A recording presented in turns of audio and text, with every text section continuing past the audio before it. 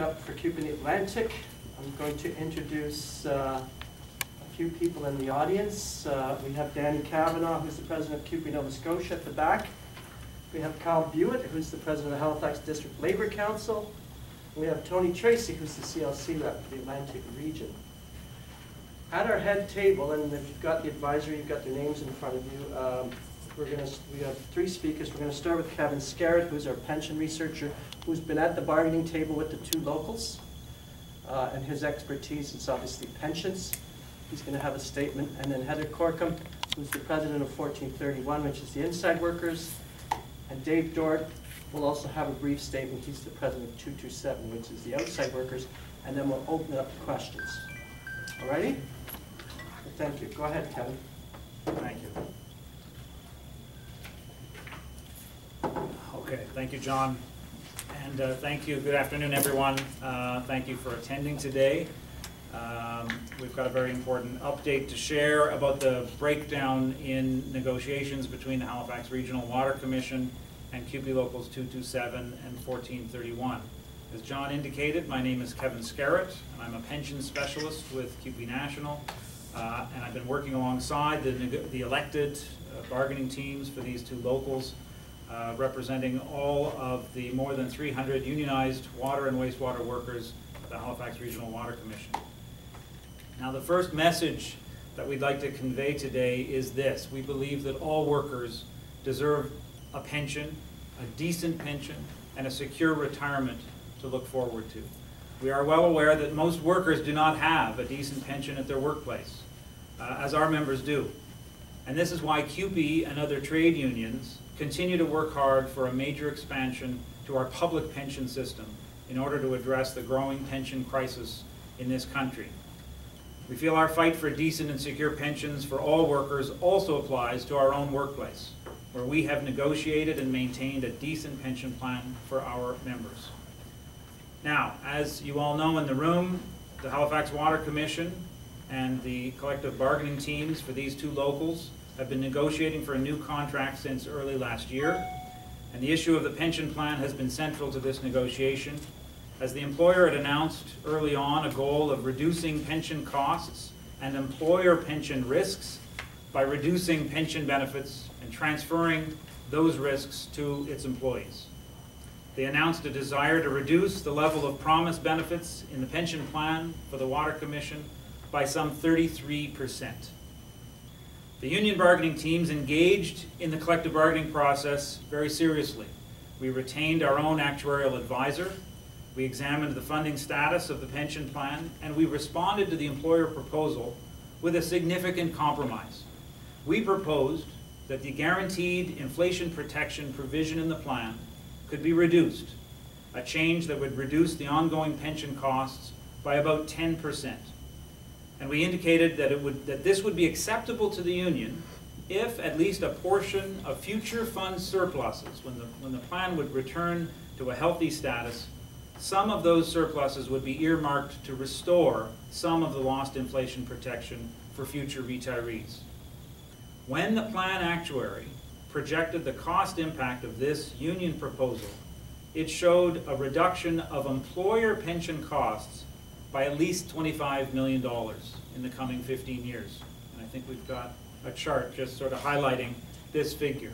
That's $25 million over 15 years. Obviously, that number continues to grow the further you project it out. This is very substantial cost savings for the employer that the union is prepared to negotiate through this compromise. Now, the employer rejected this proposal and has responded with a set of what they call options, all of which would cut deeply into the basic benefit and funding structure of our plan. These options range from pushing Water Commission employees into a different plan altogether and seeing a reduction of up to 35% of their future pension benefit with zero inflation protection guarantees, to another option that they tabled just yesterday, which cuts future benefits by an estimated 12.5%, which I think is over there, reduces initial pensions by a further estimated 4% due to a lower earnings-based calculation, and also reduces future inflation protection for retirees. That's a whole package of benefit cuts. These employer proposals go way too far. They're unnecessary. They attempt to move our pension plan backwards by 30 or 40 years. The members of these locals, frontline water and wastewater workers of the Water Commission, have shared the significant costs of our pension plan over the years, including an increase in contribution rates to almost 13% of payroll implemented last year. The Water Commission has attracted and continues to retain its current workforce by offering a compensation package that includes a decent and secure pension plan. Unfortunately, it now appears that the Water Commission does not respect its employees or the collective bargaining process that has served us so well up to now. By taking an aggressive, and we would say reckless, bargaining position, they've brought us to a point where the parties are on the verge of a possible strike or lockout. In fact, I want to say, and I think Dave and Heather will speak to this, the union, the two union locals representing water and wastewater workers here, have no interest in a strike, do not want to see a stoppage or a disruption of these services. And we are committed to returning to the bargaining table to resolve our remaining differences. Unfortunately, we do not have confidence that the Water Commission is equally committed to maintaining these services to the people of HRM. We are very concerned that they are preparing now to lock out our members, a decision that we know would seriously disrupt this vital public service. The CUPE Locals represented here have been put in a very difficult position, but we are determined to represent these members, to protect the pension plan, and to keep water operations functioning. With the breakdown in the bargaining process and the conclusion of the provincial conciliation process, we are now in an active process of discussing this situation with our members. We feel that it's important to communicate openly with the general public about these issues and the status of this process, and we hope that the general public will understand that for us, the fight to gain and protect decent pensions for all workers begins in our own workplace. I'm going to stop there. I think we'll be happy to take questions afterwards, but I'll turn the microphone over to first Heather and then Dave afterwards. Thank you. So, as Kevin said, our locals have been bargaining around this pension issue in good faith over the past 7 months, and we have offered significant compromises throughout the bargaining process. Again, our final offer to the employer did reduce their total annual pension costs by about 25%, which translates into $1.6 million a year, and that's an immediate savings for them. The plan's own actuary has projected to save the employer that $25 million over the next 15 years.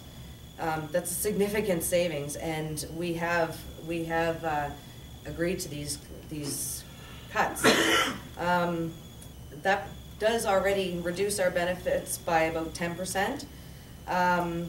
When we came to work for Halifax Water, we come for a total compensation package, which includes our wages and our pensions, and we believe that the employer should be providing what they promised us when we came to work.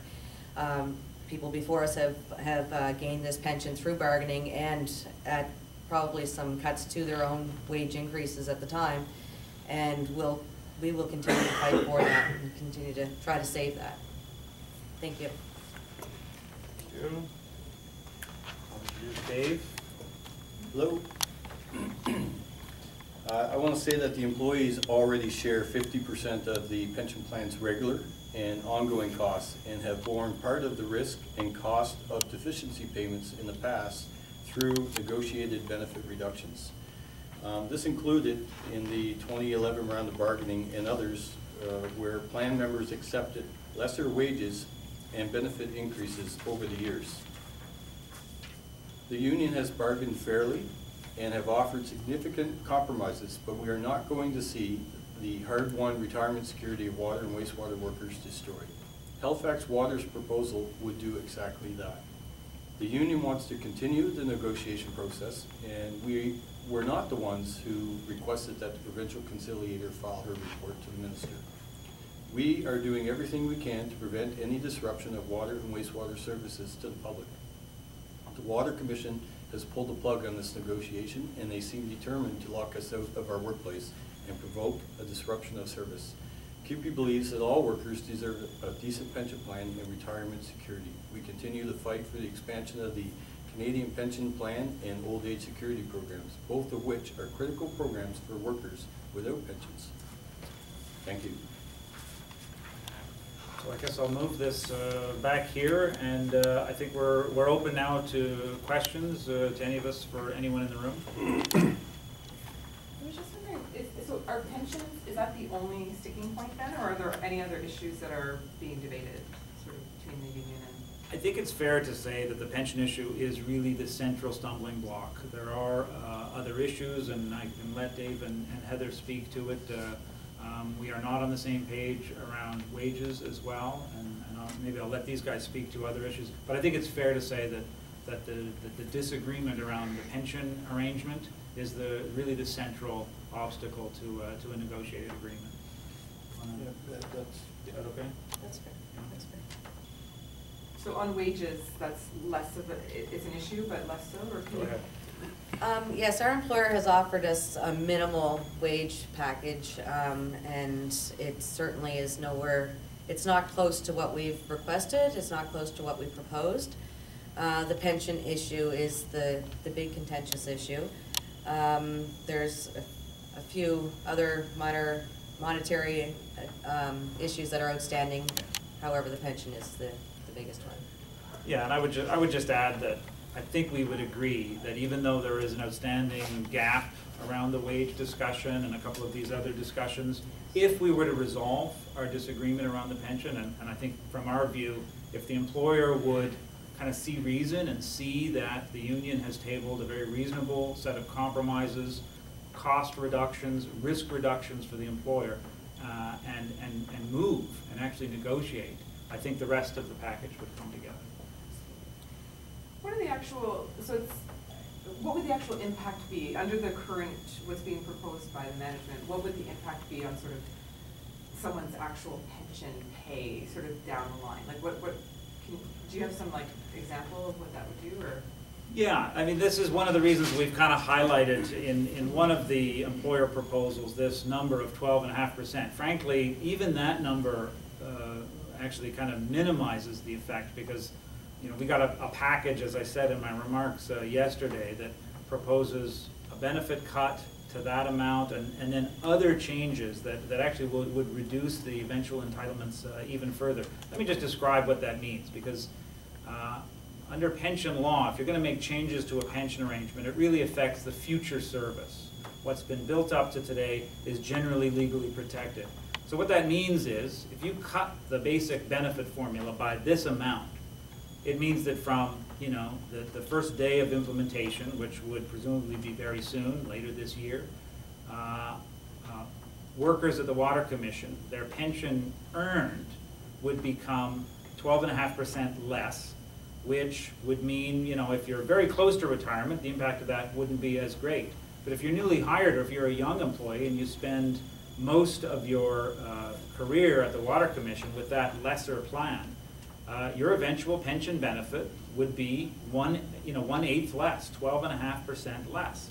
Now, I would just quickly add, because this gets complicated, that this proposal also reduces the guaranteed level of indexation. So not only are you reducing the initial amount that future retirees would be entitled to, you're also reducing the commitment to inflation protection, or automatically increasing that amount for while someone is retired. So, I mean, if we were to actually kind of crunch out the numbers, I think what this would show is that the actual impact, the eventual total impact of that package of changes would probably reduce the eventual pension entitlement of an affected worker, particularly a younger worker, by 20 or 25%. So very significant eventual impacts on, retirees. So you said talks have broken down, but the conciliation goes till the end of today. Is that right? Or what's the next step after conciliation? Yeah, we've had to kind of school ourselves exactly on some of the procedures of Nova Scotia labor law, and I'll just share what my understanding of it. I'm not a specialist in the labor legislation, but in the Nova Scotia process, when there is a formal conciliator that is appointed by the province to mediate and try to bring the parties to an agreement, if it reaches an impasse, which the employer indicated had been reached in early April, they can request, either party can request that the conciliator file a report indicating that an impasse is there and basically there's no point in continuing bargaining. That happened in early April. The conciliator filed her report basically 2 weeks ago, 14 days before midnight last night. And so as of the expiry of that 14-day period following the filing of her report, the parties then essentially are in a legal position. Either party can either strike or lock out.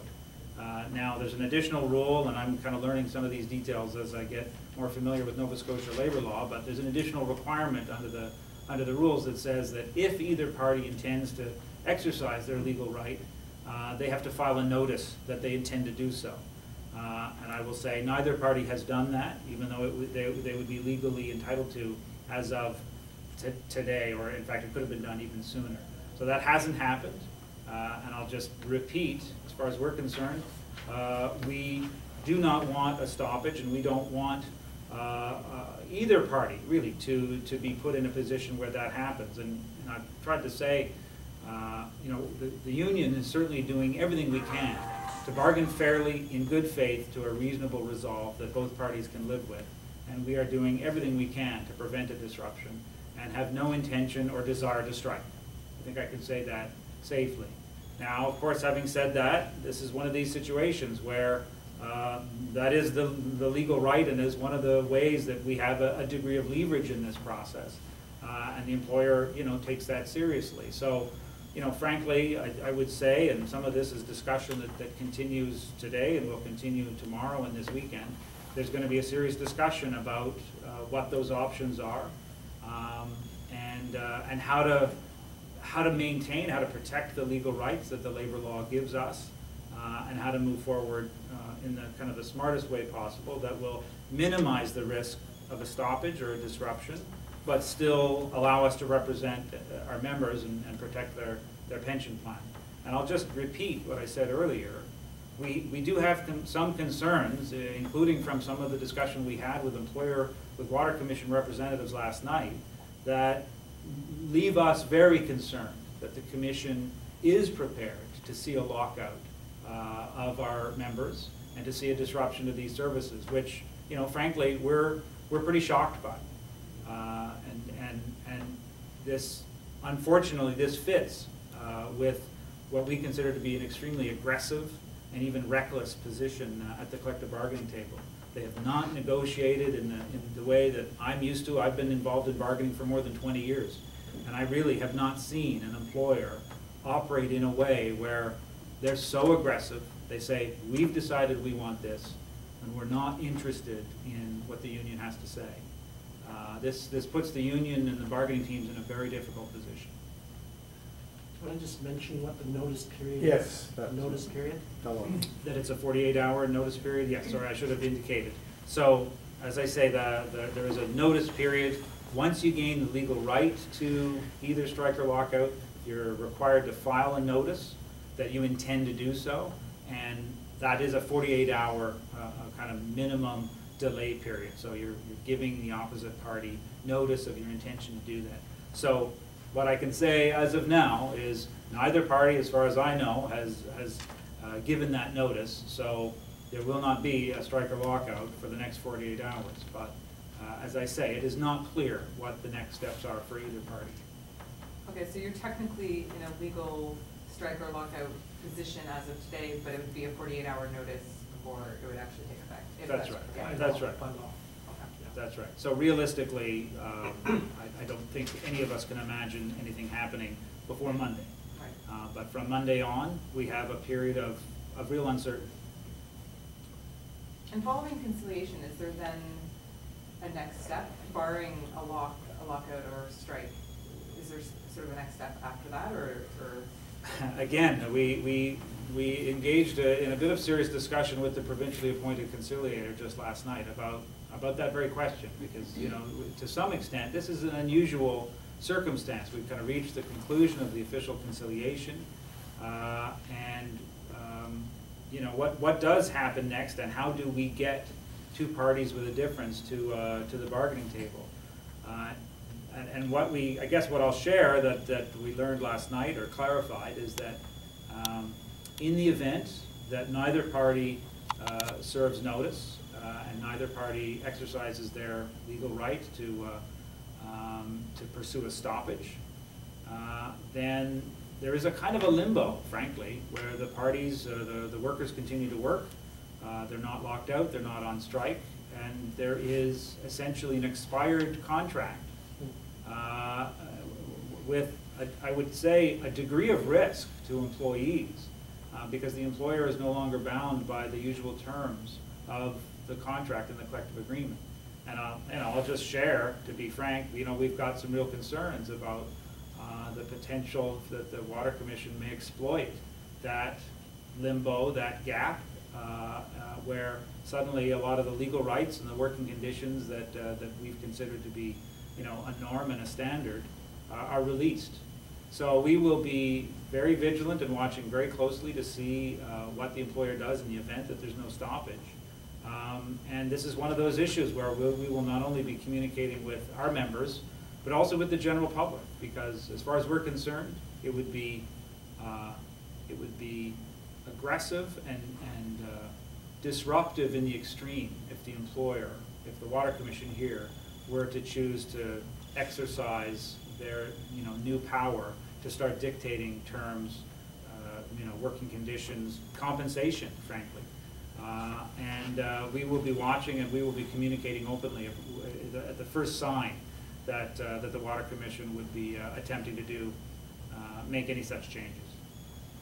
Could you just summarize what a disruption may mean to residents and businesses? You want to get yeah, this would be an issue that's for the pension specialist. Well, I guess we assume that management has prepared for a disruption in service. We are open and have offered to provide some services to management in the event of a disruption in the past. However, this time we haven't gotten to that point yet. We're concerned that they are preparing for a disruption, and the general public should be concerned as well. And Dave can probably speak better as far as the operational. Yeah, in practice, we're just wondering. Yeah, sure. What does it mean for technical detail? Sure. Where's the rubber hit the road? Yeah. So most 227 members, we occupy working in the wastewater treatment plants, in the water treatment plants, and the stormwater collection system. The folks that work in these plants are highly certified and skilled to do the tasks that they're assigned to do. There's a certain level of members that have to be there, a staffing level. And you know, the concern we have from our side is if you have 10 people staffing a water treatment plant or a wastewater treatment plant, and all of a sudden those people are removed from there due to a strike or a lockout situation, who's going to staff those plants in the same level of efficiency that would be the norm? So that's a huge concern for us. And again, I just want to speak to the fact that the certification, we're all certified by the province. It's a very strict set of rules and guidelines for certification, and you know, who's going to come in and occupy those roles? Are they going to be certified? Are they going to be able to deal with the situations that may arise? So that's certainly a concern. Already the city has concerns or issues, the Water Commission has issues with regard to environmental standards. We have a lot of aging infrastructure. You know, we have staff that are 24/7 out working, dealing with emergency situations all week long. Again, who's going to look after that stuff? When a pump station starts to overflow in the middle of the night, who's on call to go do that and fix the issue, pull the pump and clear it? If you know, a wastewater treatment plant, if a clarifier goes down and needs 7 guys to fix it, you know, who's gonna do that? Like, That's the question we have. The water treatment plant, who's holding the standards with regard to the water standards? So I think that should be a real concern for the general public. How many outdoor workers and how many indoor workers roughly? How many? So outside we have approximately 235, and inside is 100. Approximately 105. 105. 340 total. It's everybody. If people are concerned, residents are concerned, who should they call? Well, if I was a resident and I was concerned, I might be contacting the Water Commission today and saying, you know, what's your plan? Like, what is your plan? You put these people out on the street, how are you going to deal with, you know, if you have a heavy rainfall, who's going to be looking after the pump stations? You know, if we've got an issue at the water treatment plant, you know, am I sure that the standards are being, you know, there or met? I think people need to be calling and asking that question. What about members of council? Certainly could contact that. The Water Commission Board has on it some councillors, the mayor, the CEO of the city is part of the Water Commission Board. There's a couple of members of the public at large that are on that board. And the board is basically the controller of the Water Commission. Nothing happens without the board's consent. So certainly, if you got concerns, those would be people I would be talking to as well. Good, are we good? Any more questions? I have one more. Okay. Sorry. That's all right. If you get to the limbo where nothing's happening, everybody's in a noticed position, how long are you prepared to let that go on, or what's it going to take? You mentioned that the management may be taking advantage of a no contract situation. So that's sort of two questions. Would it be a length of time that you are worried about, or would there be certain things that would prompt you to have to take action? Yeah, well, it's a fair question, and it's a difficult one to answer, Right. because we are into some sort of you know, unprecedented territory. It's a very unusual circumstance, but I think I can say, you know, with discussion with members and a certain amount of planning, we will continue to indicate our willingness to bargain and negotiate a resolve. I think I would expect that even this level of disruption and uncertainty is going to have a certain, you know, bring a certain pressure to bear on the decision makers of the Water Commission and the people that are responsible for this very rigid position taken by the employer here in bargaining. And eventually, I would say that it's going to be recognized that this is untenable to maintain this aggressive posture. I'll just mention, I'm a pension researcher for CUPE, and I'm aware that this is not the only employer that has tried to go into a recent round of bargaining and take this kind of aggressive position. The town of Happy Valley Goose Bay in Labrador recently tried the same thing, proposed some outrageous changes to the pension arrangement there. And when the union wouldn't negotiate it, they just said, well, we'll lock you out. And they imposed a lockout on the workers there and shut down city operations overnight in the middle of January. And that really didn't work out for them whatsoever, because in fact what happened there is more people found out that the employer had taken an unreasonable position. The membership was galvanized by this, and there was a lot of public support. So I mentioned that example just to say that there are sometimes misjudgments made on the part of public sector negotiators and decision makers. And we can see that at times they can be reckless and take real risks with the important services that they're charged to oversee and administer. And we really hope that that's not the case with the Halifax Water Commission. So you mentioned the contract expired now? Or is it officially? It is expired. In fact, it was some time. But it's not official until the conciliation process is finished? Because you mentioned where you would be without a contract. That's right. Right, our contract expired October 31st, 2013. We've been in negotiations since.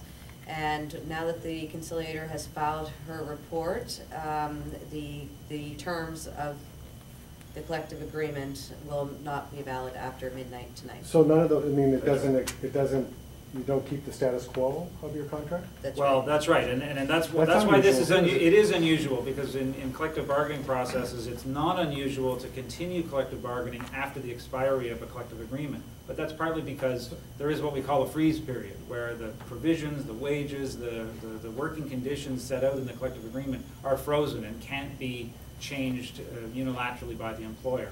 But as Heather just said, that freeze period really has, in any labor legislation, it has a term.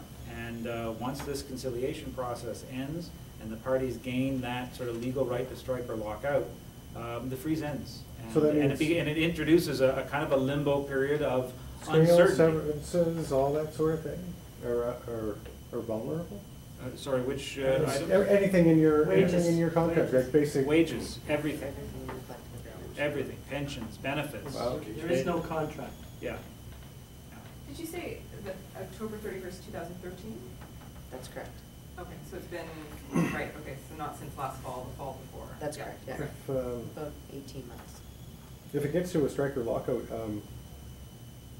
how does it work for, can the province start to think about designating the commission as an essential service and that sort of thing? And have you guys had any discussions about that? Is that possible? Well, of course, we have seen governments, certain governments, not respecting the collective bargaining process and the legal rights that were kind of long fought for by trade unions over time. And we've seen that even in this province. But we would certainly make a forceful case that, this would not be appropriate or justified in this case. There is, I don't think, any precedent for it in this sector. And, for us, if you're going to have trade unions with the ability to collectively bargain and negotiate the terms of their working conditions and their wages and compensation, there has to be some measure of leverage. There's got to be some way of balancing what is otherwise a very uneven playing field of power between employers and workers.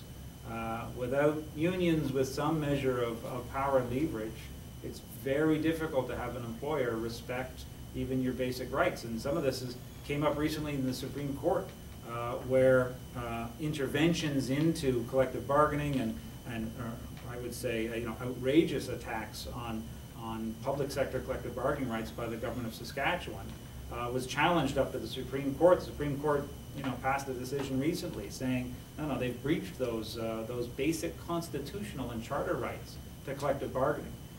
And in fact, that decision itself is still being digested by governments and the labor movement and others.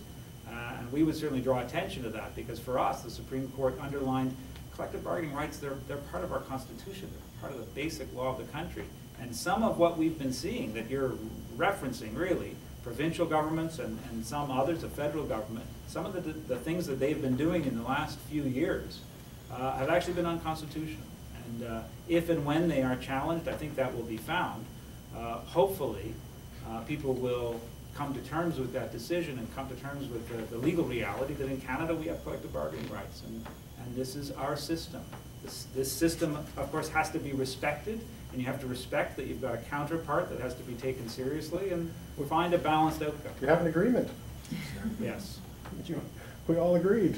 That's right. So maybe we'll wrap things up if there aren't any more questions, and certainly encourage you to talk to them one-on-one if you like.